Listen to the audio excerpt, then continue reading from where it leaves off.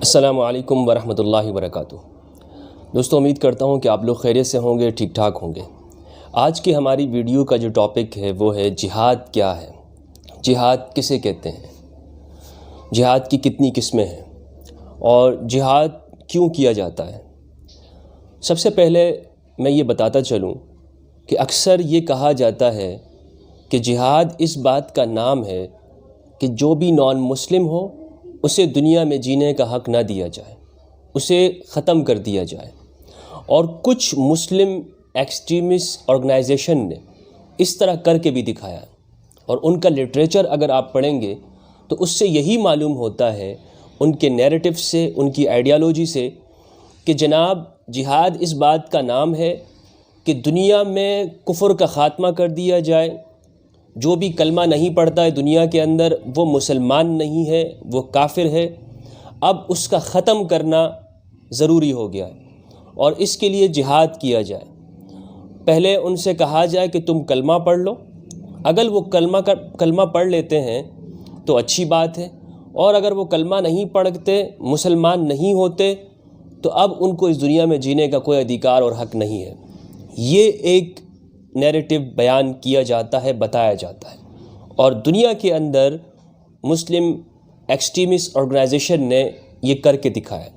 تو کیا ایک عام شخص جب وہ اس چیز کو دیکھتا ہے اس کے ذہن میں یہی سوال پیدا ہوتا ہے کہ بابا جو یہ مسلمان کر رہے ہیں کیا یہی جہاد ہے؟ یہی وہ لفظ ہے جہاد کا جو قرآن مجید کے اندر آیا ہے کہ تم جہاد کرو؟ میں آپ کو واضح لفظوں میں بتاتا ہوں کہ قرآن میں بالکل جہاد کا لفظ موجود ہے۔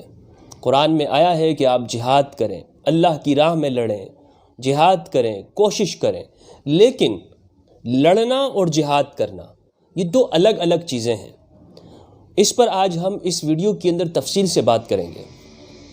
جہاد کا میننگ ہوتا ہے جیم ہے دال، جہد، جدوجہد، اسٹرگل، کوشش کرنا، اپنے مشن کے لیے، اپنے مقصد کے لیے ہاتھ پیر چلانا، ایک جگہ بیٹھ نہ جانا بلکہ حرکت کرنا، اس کا مطلب ہے جہاد۔ اور دوسرا لفظ استعمال ہوتا ہے، وہ بھی قرآن میں ہے، اس کو کہتے ہیں قتال، لڑنا، فائٹنگ۔ تو جہاد فائٹنگ کا نام نہیں ہے۔ اس جہاد کی بہت ساری قسمیں ہیں، ان میں سے ایک یہ بھی ہے کہ آپ دشمن کے سامنے جب آ جائیں تو اگر وہ دشمن آپ کے اوپر حملہ آور ہوتا ہے، اپنی جان بچانے کے لیے آپ اس کے ساتھ فائٹ کریں۔ اور دنیا کے اندر جو بھی دھرم موجود ہیں، آپ ان کا جب اسٹڈی کریں گے تو آپ کو نظر آئے گا کہ کہیں نہ کہیں فائٹنگ ہوئی ہے۔ آگے جا کر ہم اس کو ڈسکس کرتے ہیں۔ اب یہ لفظ جو ہے جہاد، اس کا معنی ہوا کہ کوشش کرنا، اسٹرگل کرنا۔ ایک شخص ہے، وہ صبح گھر سے نکلتا ہے روزی روٹی، حلال روزی روٹی کمانے کے لیے محنت کرتا ہے، چوری چکاری نہیں کرتا، وہ جہاد کر رہا ہے۔ وہ اگر اس کے سامنے وہ دیکھتا ہے کہ کوئی شخص مصیبت میں ہے، پیسے نکال کر یا اس کی مدد کر دیتا ہے تو یہ جہاد بالمال کہلاتا ہے، مال کے ذریعے اس نے مدد کر دی۔ اس نے دیکھا کہ اگر کوئی شخص غلط کر رہا ہے، کہیں انیائے ہو رہا ہے، ظلم ہو رہا ہے، کوئی کسی کو گالی دے رہا ہے، اس نے جا کر زبان سے منع کر دیا، روک دیا کہ بھائی ایسا نہ کرو۔ اس نے جہاد باللسان کر دیا، زبان کے ذریعے جہاد کر دیا۔ اور اگر اس نے ہاتھوں کے ساتھ روک دیا تو یہ جہاد ہو گیا۔ اب یہ ہے کہ یہ جو مسلم ہسٹری کے اندر یا قرآن میں یہ جو کہا گیا ہے کہ کافروں کے ساتھ لڑو، اصل ہمارا جو ٹاپک ہے وہ یہ ہے، اور سوالات اسی کے اوپر ہی ہیں۔ تو کافروں کے ساتھ لڑنا، بالکل قرآن میں یہ لکھا گیا ہے کہ کافروں کے ساتھ لڑو۔ بلکہ سورہ توبہ کی جو آیت رکھی جاتی ہے کہ دیکھیں، قرآن میں ہے کہ مشرکوں کو قتل کرو، مشرکوں کو مارو، جہاں ملے مارو ان کو، کیونکہ یہ مشرک ہیں۔ اب اس میں سے کچھ لوگ، بلکہ کچھ اسلامک آرگنائزیشن ایکسٹریمسٹ، وہ یہ میننگ کرتی ہیں کہ مشرک کون کون سا ہے۔ اب وہ اس کے قرآن میں نہیں لکھا ہوا، وہ کہتے ہیں مشرک، چونکہ کرسچن بھی شرک کرتے ہیں اس لیے کرسچن بھی اس میں آ گیا۔ ہندوز وہ تو ہے ہی مشرک ہیں، وہ تو ان کے ہاں تو 33 کروڑ خداؤں کا تصور ہے، اب یہ بھی اس کے اندر آ گیا۔ اس لیے اگر ہندو ملتا ہے یا کرسچن ملتا ہے یا کوئی بھی، چونکہ مشرک کو انہوں نے سب کے اوپر فٹ کر دیا اور کہتے ہیں کہ جی قرآن میں یہی ہے، تو اسی کو آج ہم سمجھ رہے ہیں۔ قرآن میں یہ لفظ موجود ہے کہ جہاد کریں خدا کی راہ میں، یہ لفظ موجود ہے کہ کافروں کے ساتھ آپ قتال کرو، فائٹ کرو۔ اب یہ کب کیا جائے گا؟ یہ جو لڑنا ہے، یہ یاد رکھیے کہ یہ آپ دیکھیں خود سے اس کا سٹارٹ نہیں کرنا۔ یہ جو فائٹنگ ہے، لڑنا جو ہے، اس کی کچھ شرائط ہیں، کچھ ٹرمز اور کنڈیشنز ہیں۔ یہ ایسا عام نہیں ہے کہ کسی کو بھی حکم دے دیا ہو کہ آپ اپنی مرضی ہو تمہاری، تلوار اٹھاؤ، کلاشنکوف لو اور مارنا شروع کر دو، بلکہ کہا گیا ہے کہ وہ مسلمان ہو ہی نہیں سکتا کہ جو کرائم کرتا ہے یا کرمنل ہوتا ہے۔ افنجعل المسلمین کالمجرمین، تو جو کرمنل ہوتا ہے وہ مسلم نہیں ہوتا، جو مسلم ہوتا ہے وہ کرمنل نہیں ہوتا۔ لیکن بہت سے مسلم لوگوں نے، آرگنائزیشن نے کرمنل کو ہی جہاد کا نام بنا دیا۔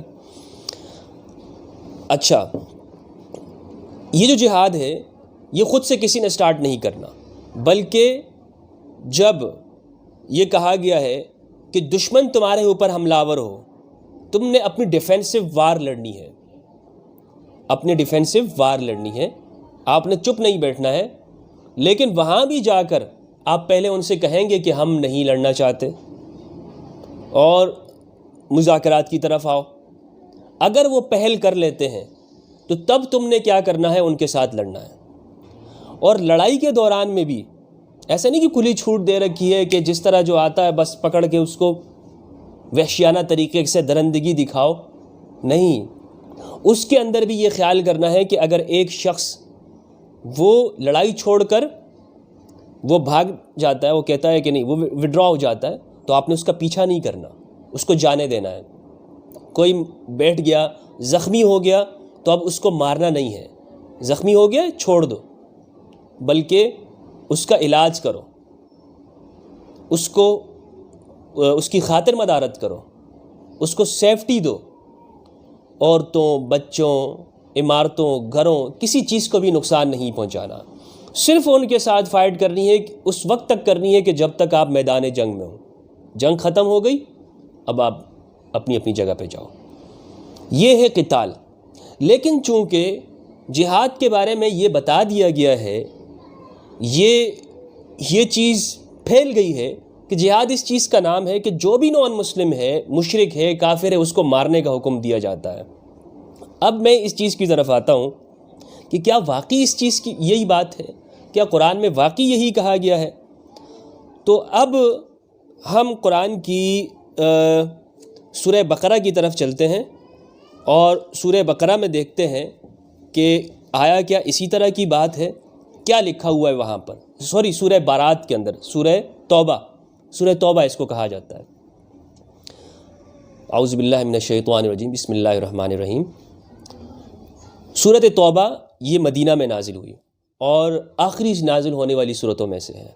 اس لیے یہ ایسی صورت ہے کہ جس کے اندر جو بات ہوگی وہ یعنی کہ بالکل اتھینٹک ہے، یعنی کوئی ایسا نہیں کہ کچھ نسخ ہو گیا ہو، کوئی اس کے بعد کوئی دوسری چیز آئی ہو۔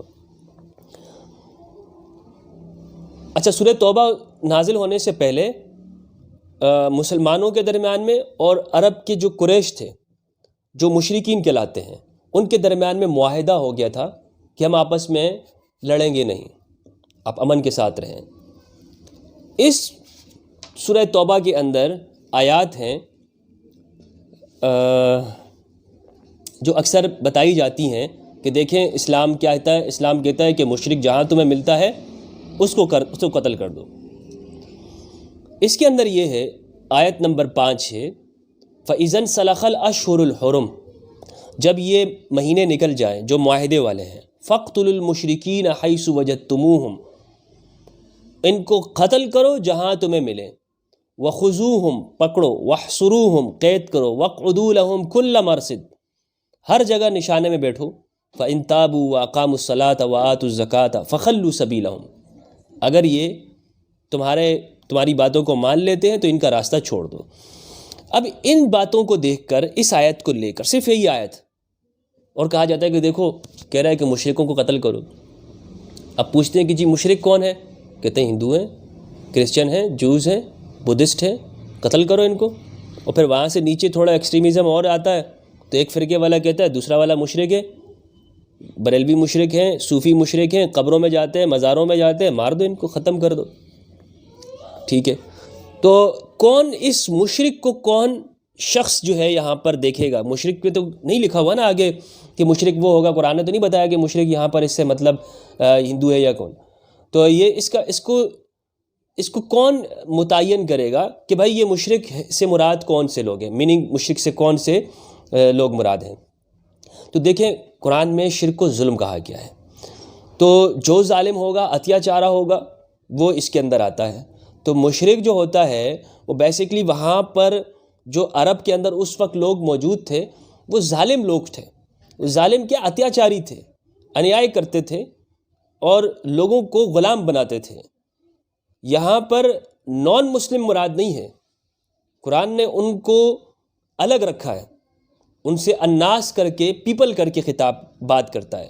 یہ مشرک صرف وہ لوگ تھے کہ جو اپنے آپ کو کہتے تھے کہ ہم ابراہیم کی اولاد ہیں، مکہ جو ہے یہ ہمارا ہے اور خدا سے سیدھا ہمارے پاس ہی آرڈر آتا ہے، ہم ہی سب سے اچھے لوگ ہیں اور ہماری مرضی ہے کہ ہم کسی کو غلام بناتے ہیں یا کسی کو جو ہے وہ ہم جو بھی چاہے کرتے ہیں، ہماری مرضی ہے.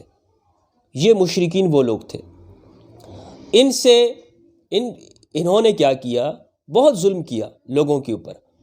ان سے ساتھ لڑنے کا کہا گیا.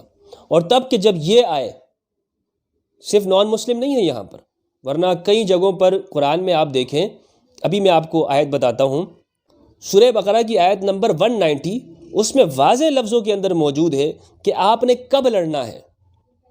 فرمایا وَقَاتِلُوا فِي سَبِيلِ اللَّهِ الَّذِينَ يُقَاتِلُونَكُمْ، ان لوگوں میں لڑو کہ جو کیا کرتے ہیں؟ تمہارے ساتھ لڑتے ہیں.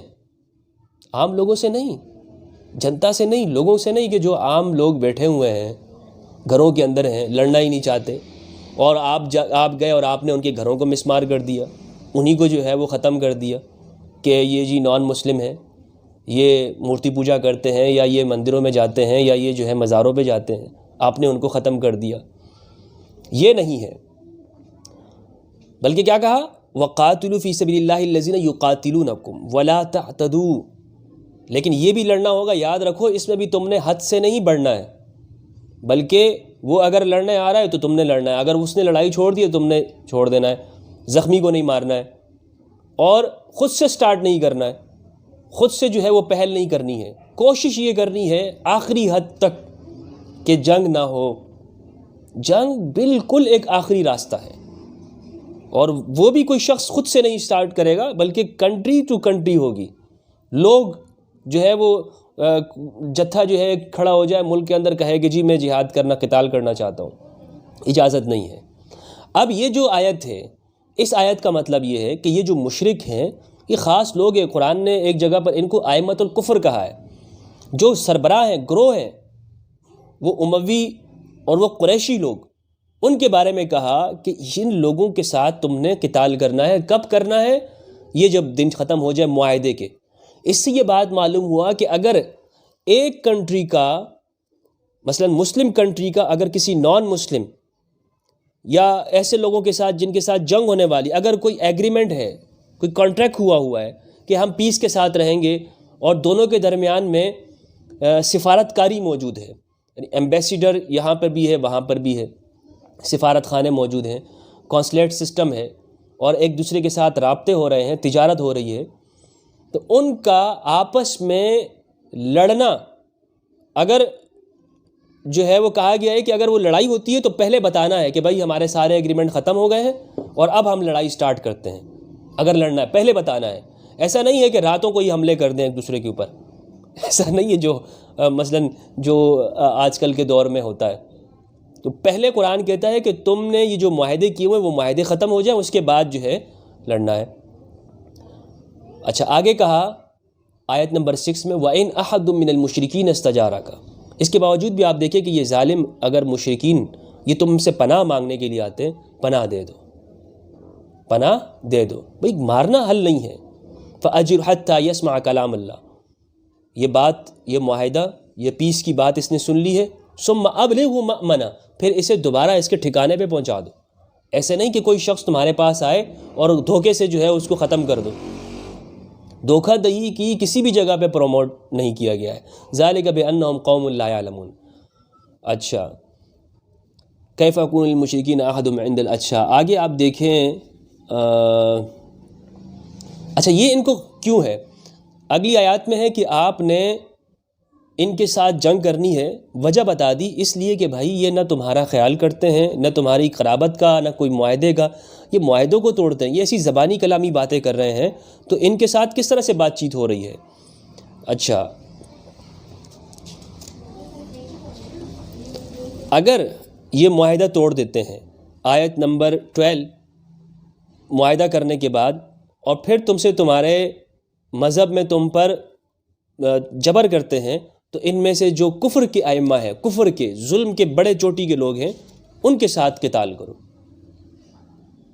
ٹھیک ہے؟ اور یہ اس لیے ہو رہا ہے، فرماتے ہیں اس لیے ہو رہا ہے کہ تمہیں تمہارے گھروں سے نکالا، رسول کو نکالا، وعدوں کو توڑا، اور وَهُمْ بَدَؤُوكُمْ أَوَّلَ مَرَّةٍ، یہ لفظ یاد رکھنے کے ہیں، آیت نمبر 13 کے وَهُمْ بَدَؤُوكُمْ أَوَّلَ مَرَّةٍ، آپ نے سٹارٹ نہیں کیا ہے، سٹارٹ تو ان لوگوں نے کیا ہے، تو اس لیے جب سٹارٹ ان لوگوں نے کیا ہے تو تم ان کے ساتھ لڑو۔ اب آپ مجھے بتائیں اس کے اندر کہاں پر قرآن میں یہ کہا جا رہا ہے کہ آپ نان مسلم کو ختم کرو اور پروموٹ کیا جا رہا ہو ٹیررزم کو، دہشت گردی کو؟ نہیں کیا جا رہا، واضح لفظوں میں کہہ رہے ہیں کہ آپ نے سٹارٹ نہیں کرا، وَهُمْ بَدَؤُوكُمْ أَوَّلَ مَرَّةٍ، یہ بھی جو ہو رہی ہے تو اس لیے کہ وہ سٹارٹ کر رہے ہیں، تم نے سٹارٹ نہیں کرنا۔ تو معلوم ہوا کہ جہاد، قتال جو ہے اس میں سٹارٹ مسلم نہیں کرے گا، جیسے آج کل جو ہے وہ آرگنائزیشن کرتی ہیں، سٹارٹ کر دیتی ہیں، اور پھر یہ کرتی ہیں کہ ان کو لا کر، اگر اپنے فرقے کا ہوتا ہے کہتے ہیں پہلے اس کو مارو، کیونکہ یہ تو جو ہے وہ ان کافروں کے ساتھ ملا ہوا ہے، پھر عقیدے کے اوپر جبر، پھر فریڈم آف سپیچ نہیں دینا، ٹھیک ہے؟ تو اچھا، اب آپ دیکھیں کہ سیرت کی طرف آپ دیکھیں، یعنی پروفٹ محمد صلی اللہ علیہ وآلہ وسلم کی بائیوگرافی زندگی کی، تو وہاں پر آپ دیکھیں آپ کو جو جنگیں ہوئی ہیں، بدر ہوئی، احد ہوئی، یا اس کے بعد خندق، خیبر، بنی قریظہ اور بنی مصطلق، حنین، تبوک، یہ جو واقعات ہوئے ہیں، اس میں آپ دیکھیں کہ کوئی بھی جنگ اقدامی نہیں تھی، یعنی خود سے سٹارٹ نہیں کیا تھا، بلکہ مسلط کی گئی تھی، ڈیفینسو وار تھی۔ اسلام میں جہاد کا جو کانسیپٹ یہ بیان کیا جاتا ہے کہ جناب جو بھی نو مسلم ہو دنیا کے اندر، ہندو، کرسچن، جوز، بدھسٹ، مارو ان کو ختم کرو، یہ کانسیپٹ نہ قرآن کا ہے، نہ پروفٹ محمد کا ہے، نہ اسلام کا ہے، کسی بھی صورت میں قرآن مجید کے اندر اس چیز کو پروموٹ نہیں کیا گیا۔ میں آپ کو واضح لفظوں میں چیلنج کے ساتھ کہتا ہوں کہ قرآن میں ایک بھی جگہ پر، بہت سے لوگ جو ہے وہ ویڈیوز بناتے ہیں، دیکھیں جی قرآن میں ہے مشرکوں کو قتل کرو، اور مشرکوں سے مراد کون ہوتا ہے کہ جی مشرک وہ لوگ ہیں کہ جو ہندوز ہیں، کرسچن ہیں، وہ لوگ ہیں۔ تو میں آپ سے کہہ رہا ہوں کہ مشرک سے مراد یہ عقیدے کا اختلاف نہیں ہے، یعنی ہندوز مراد نہیں ہے، اس سے کرسچن، جوز، یہ لوگ مراد نہیں ہیں۔ جن لوگوں سے آپ دیکھیں وہاں پر جو جنگیں ہوئی ہیں، کرسچن کے ساتھ تو ہوئی نہیں ہے، جوز کے ساتھ مکہ میں یا مدینہ میں، بدر، احد، یہ سب تو قریش کے ظالموں کے ساتھ ہوئی تھی، جو مکہ کو اپنا ہی اجارہ دار سمجھتے تھے اور سمجھتے تھے کہ یہ ہماری پراپرٹی ہے، اس کے نام پہ ہم دنیا سے جو چاہیں جو ہے منواتے رہیں گے۔ تو فرمایا کہ نہیں، تمہارا یہ مکہ تمہارے پاس ہونا کوئی اتنی بڑی بات نہیں ہے، اچھا وہ ہے کہ جو انسانوں کے ساتھ اچھا ہوتا ہے۔ تو امید کرتا ہوں جہاد کے ٹاپک پر آپ کو یہ ویڈیو یہ سمجھ آئی ہوگی، بہت سی آپ کو ہیلپ کرے گی، اور اگر کسی قسم کا سوال ہو دوستو تو کمنٹ ضرور کیجئے گا اسی سے ریلیٹڈ، اور ایک ریکویسٹ یہ ہے کہ ویڈیو کو شیئر کریں، لائک کریں، اور چینل کو ضرور سبسکرائب کیجئے گا تاکہ میری ویڈیوز آپ تک پہنچتی رہیں۔ بہت بہت شکریہ، السلام علیکم۔